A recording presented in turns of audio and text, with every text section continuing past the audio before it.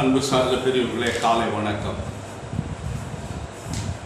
பேராயிரம் பரவி வானோர் ஏத்தும் பெம்மானே,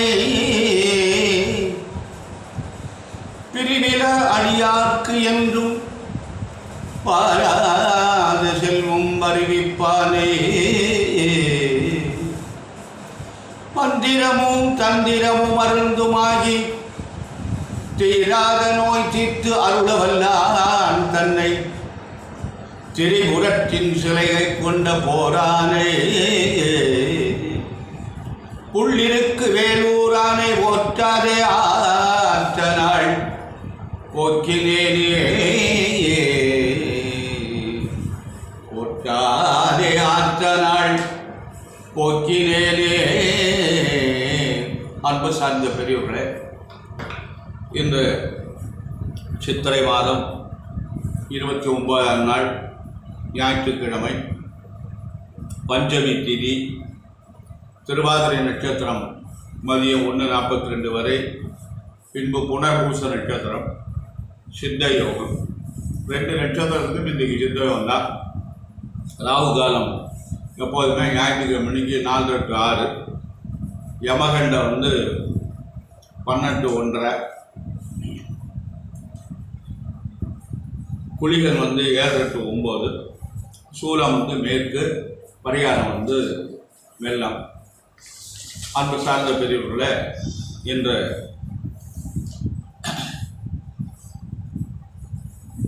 ராசி பலன்கள் எப்படி இருக்கிறது என்று பார்ப்போம். இன்று மேஷ ராசிக்கு குரு பகவான் 2ஆம் இடத்தில் இருக்க, 2ல் குரு இருப்பது நன்மை. 2 வருஷமாக அவர் 12ல் இருந்தார், ஜென்மத்தில் இருந்தார். இப்போ 2ஆம் இடத்துக்கு வந்துட்டார். 2ஆம் இடம் குருவுக்கு நல்ல அருமையான இடம். அவர் நல்ல இடத்துல இருக்கார் அப்படின்னு பேர். அதனால் குரு பயிற்சி அவருக்கு நிறைவாக இருக்கிறது. குரு சனி பகவான் எங்கே இருக்காருன்னா 10ஆம் இடத்துல இருக்கார். 11ஆம் இடத்துல இருக்கார். சனி 11ஆம் இடத்துல இருப்பது ஒரு நல்ல பலன். லாபஸ்தானத்தில் இருக்கார். 10ஆம் அதிபதி 11ல் இருந்தால் நிச்சயமாக நல்ல பலன் தரும்.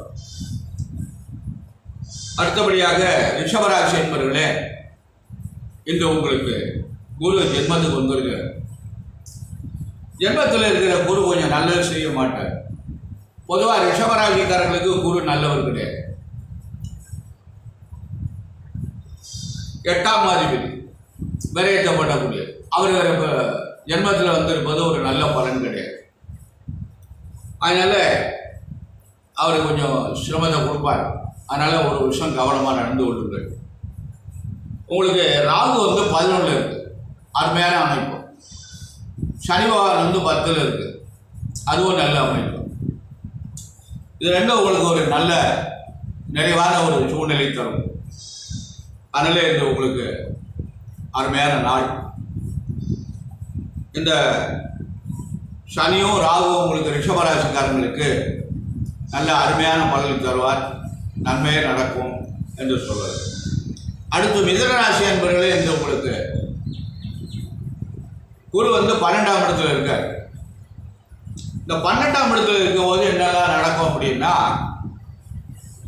திருமணம் நடைபெறும், நல்ல காரியங்கள் பண்ணணும், இடம் வாங்குதல், வீடு கட்டுதல், இது மாதிரி ஏதாவது சுப காரியங்கள், திருமணம் செய்தல், இதெல்லாம் பண்ணால் நல்ல விரயமாக போயிடும். இல்லைன்னா தேவையில்லாத செலவுகள் எடுத்து விடும்.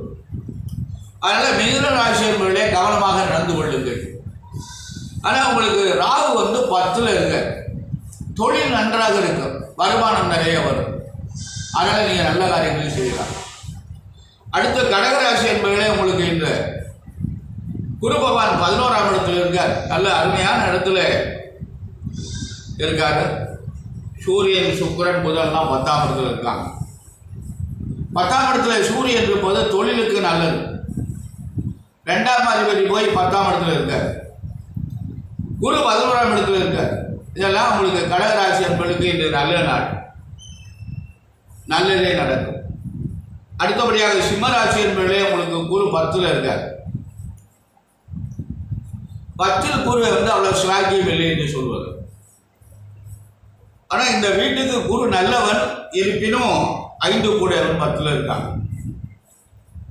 உங்களுக்கு 7ல் சனி இருக்கு, 8ல் ராகு இருக்கு, கிரகங்கள்லாம் உங்களுக்கு நன்றாக இல்லை. அதனால கவனமாக நடந்து கொள்வது நலம். அன்பான நேயர்களே, இந்த சிம்மராசி என்பவர்கள் ஜாக்கிரதையாக நடந்து கொள்ளுங்கள். கெட்ட பேர் நடந்துற மாதிரி எதுவும் செஞ்சிடாதீங்க. வேலை பார்க்கின்ற அனுப்பெல்லாம் மேலதிகாரிகிட்ட கொஞ்சம் கவனமாக நடந்து கொள்ளுங்கள். தொழிலில் கவனமாக இருங்கள். நம்முடைய பெயரை குறைத்து காட்டுவான் என்று சொல்லுகிறார்கள். அதனால் அது கொஞ்சம் ஜாக்கிரதையாக நடந்துங்க. கன்னிராசி என்பதில் உங்களுக்கு அமோகமான நாள். குரு பகவான் 9ஆம் இடத்தில் இருக்கார். அதோட சனி 6ல் இருக்கு. சனி பகவான் 6ஆம் இடத்தில் இருப்பது பெரிய அமைப்பு. இந்த சனி பகவான் இந்த கன்னிராசி என்பவர்களுக்கு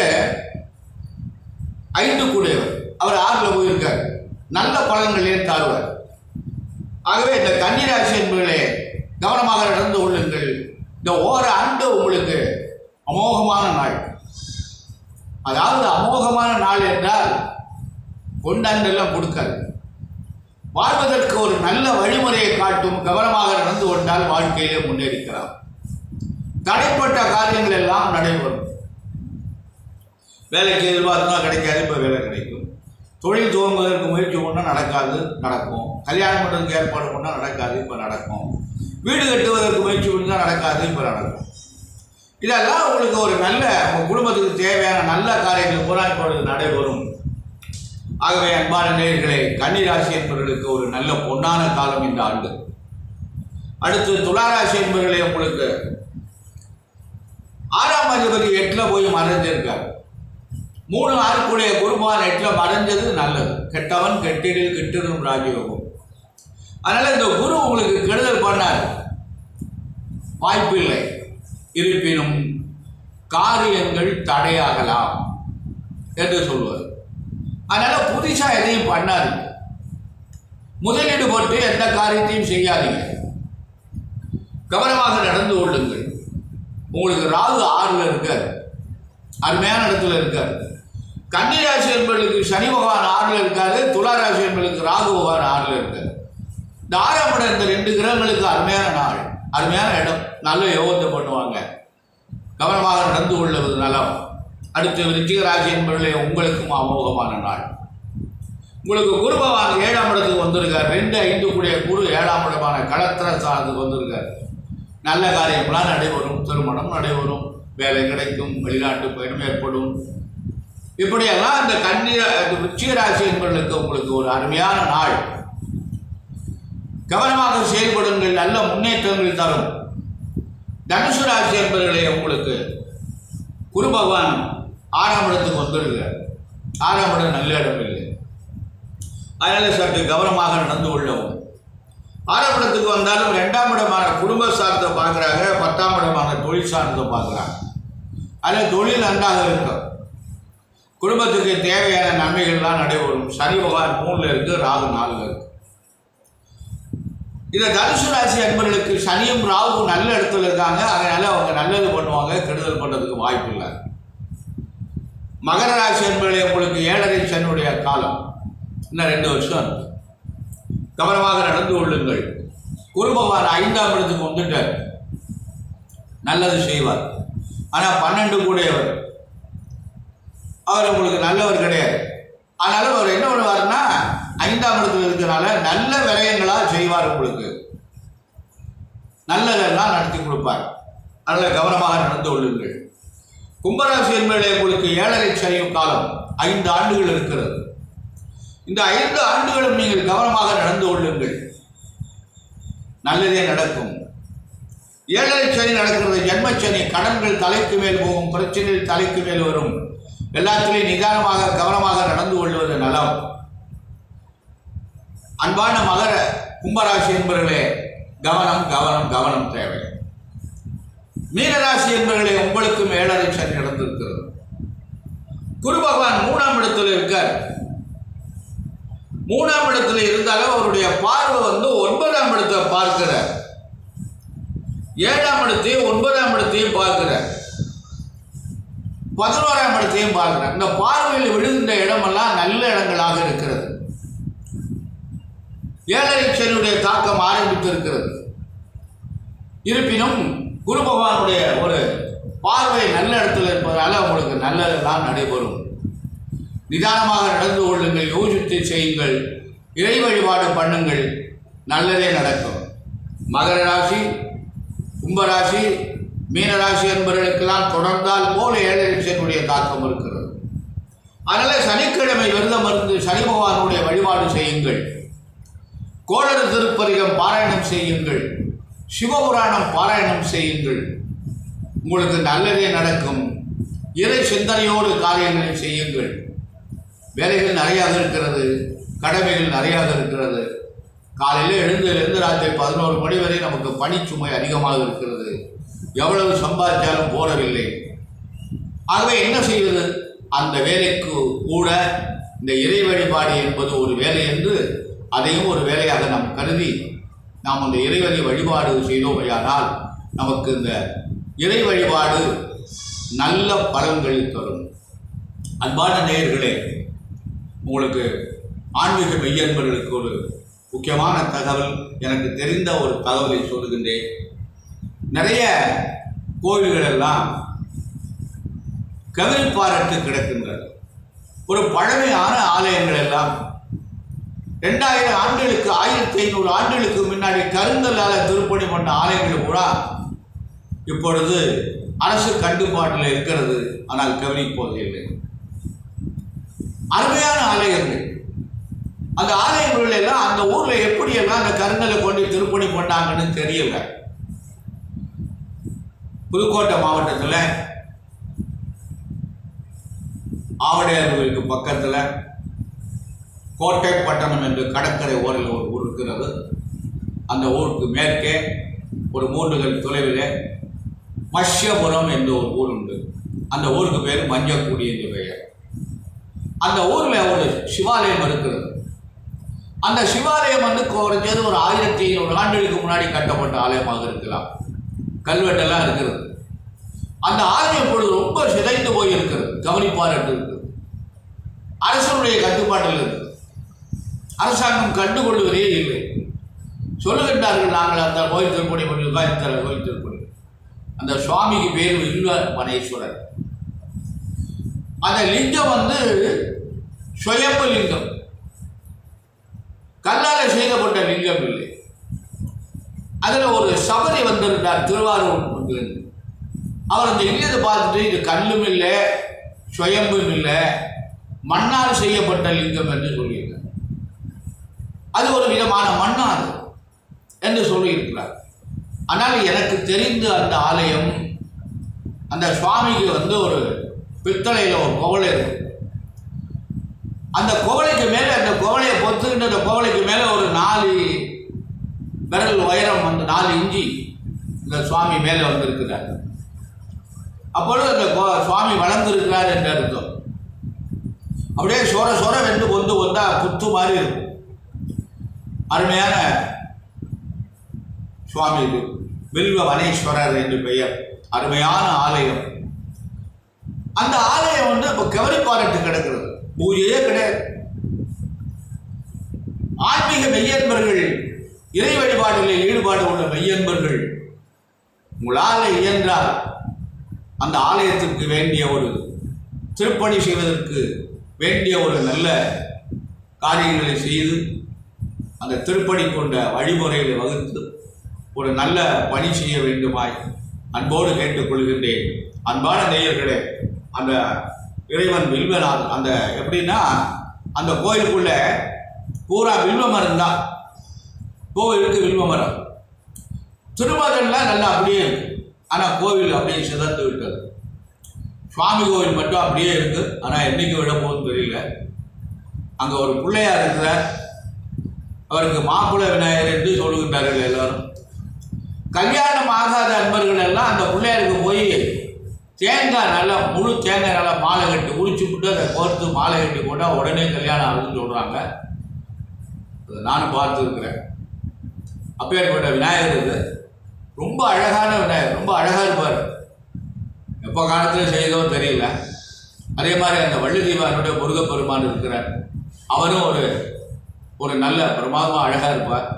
அம்பிகையும் நல்ல அழகான அம்பிகை. 2 கை தான் அவங்களுக்கு, மீனாட்சி மாதிரி ஒரு கோலத்தில் இருப்பாங்க. நல்ல தாய். வில்வநாதர், அவருக்கு பேர் வில்வவனேஸ்வரர்னு பேர், ஆனால் வில்வநாதர் அப்படின்னு சொல்கிறாங்க. அந்த கோயிலுடைய பேரை அது அதிகாரிகளுக்கு தெரியல, அது என்னமோ மாற்றி சொல்கிறாங்க. அதனால் அது சரி கவனிப்பாரட்டு பூஜையும் இல்லாமல் கிடக்கிறது. அது எங்கே இருக்குது அப்படின்னா ஆவடையார் கோயிலுக்கு அருகாமையில், ஆவடையார்லேருந்து ஒரு 22 தொலைவில் கிழக்கே இருக்கிறது. கோட்டைப்பட்டணம் என்ற கடற்கரை சாலையில் ஈசிஆர் ரோட்டில் இந்த மேற்கே ஒரு 3 தொலைவில் மஞ்சக்குடி என்ற ஊர். அந்த ஆலயம் ரொம்ப மோசமான நிலையில் இருக்குது. ஆன்மீக மெய்யன்பர்கள், அதாவது சின்ன திட்டமில் எப்படி போனாலும் 2 கோடி ரூபா வேணும் அந்த கோயிலை திருப்பணி பண்ணுவதற்கு. அதனால் வாய்ப்பு இருந்தால் அன்பான நேயர்கள், பெரிய செல்வந்தர்கள் தான் அதை செய்ய முடியும், எல்லாரும் செய்ய முடியாது. ஆனால் மனம் இருந்தால் யாரும் வேண்டுமானாலும் செய்யலாம். ஆக அன்பான நேயர்களே, அந்த வில்வநாதருக்கு, அந்த ஆலயத்திற்கு திருப்பணி செய்வதற்கு இறையருள் எல்லாருக்கும் கிடைக்கட்டும். அந்த ஆலயம் மனசுக்கு ரொம்ப வேதனையாக இருக்கிறது. அதனால் அந்த ஆலயம் எப்படியாவது யாரையாவது திருப்பணி செய்தார்கள் ஆனால் ரொம்ப நல்லது. அதனால் அந்த அரசில் எப்படி இருக்காங்கன்னா, அது திருப்பணி செய்வதற்கு வழிவிட மாட்டேன் என்று சொல்லுகின்றார்கள். அப்படிலாம் அந்த நிறைய இடைஞ்செல்லாம் பண்ணுறாங்க. அது பூஜையே நடக்கிறதே கிடையாது, சுத்தமாக பூஜையே கிடையாது. அதை பற்றி கவலையே பண்ணுறதும் இல்லை. கணக்கு மட்டும் எழுதுகிறாங்க, சரி பூஜை நடக்கிறது. அந்த ஊரை சுற்றி ஒரு 4-5 சிவாலயம் இருக்கிறது, அதெல்லாம் பூஜையே கிடையாது. அப்படின்ற ஒரு அருமையான ஆலயங்கள், ஒரு காலத்தில் பிரமாதமான பூஜைகள்லாம் நடந்த ஆலயம் இந்த மஞ்சக்குடி என்பது. 4 காலங்கள் பூஜை நடந்திருக்கிறது. ஆருத்ரா தரிசனம் பிரமாதமாக நடந்திருக்கிறது. உற்சவ விக்கிரகங்கள் எல்லாம் நிறைய அந்த கோயில் இருந்தது. இப்போ அரசு கட்டுப்பாட்டில் இருக்கிறது. இதிலிருந்து அந்த மஞ்சக்குடியிலிருந்து அந்த நடராஜர் புறப்பாடு செய்து கடற்கரையிலே இந்த கோட்டப்பட்டத்துக்கு அருகாமையிலே அந்த ஜெகதாப்பட்டத்துக்கும் கோட்டப்பட்டத்துக்கும் இடையில அந்த கடற்கரை ஓரத்தில் தீர்த்தம் கொடுத்து சாமி இங்கிருந்து வருவதாக எங்கள் தந்தை சொல்லியிருக்கிறார். அப்பேற்பட்ட ஒரு ஆலயம். அன்பான நேயர்களே, வாய்ப்பு இருந்தால் இறைப்பணியிலே அக்கறை உள்ளவர்கள் அந்த ஆலயத்திற்கு ஒரு முறை சென்று பார்த்து இந்த ஆலயம் திருப்பணி செய்வதற்கான முயற்சிகளை செய்தால் உங்களுடைய குடும்பம் ஒரு நல்ல முன்னேற்றம் அடையும். அதற்கு வேண்டிய ஆவணம் செய்து நல்ல பலன்களை வேண்டுமாய் அன்போடு கேட்டுக்கொள்கிறேன்.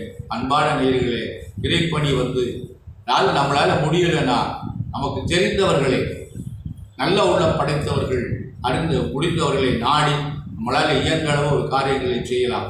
ஒரு ஆள் மட்டும் செய்ய முடியாது, ஒரு 10 பேர் செஞ்சால் செஞ்சலாம். அதுக்குரிய வாய்ப்புகள்லாம் நிறைய இருக்கிறது. அன்பான நேயர்களே, ஒரு 10 பேர் சேர்ந்தாங்கன்னா ஒரு 2 கோடி ரூபாய் ஈஸியாக சேர்ந்து போயிடும். அதுக்கெல்லாம் வாய்ப்பு நிறைய இருக்கிறது. அன்பான நேயர்கள், அந்த இறைப்பணி, அந்த வில்வநாதருக்கு இந்த பணியை செய்து நல்லருள் பெற வேண்டுமாய் பணிமன் பொழுது கேட்டுக்கொள்கிறேன். நன்றி, வணக்கம்.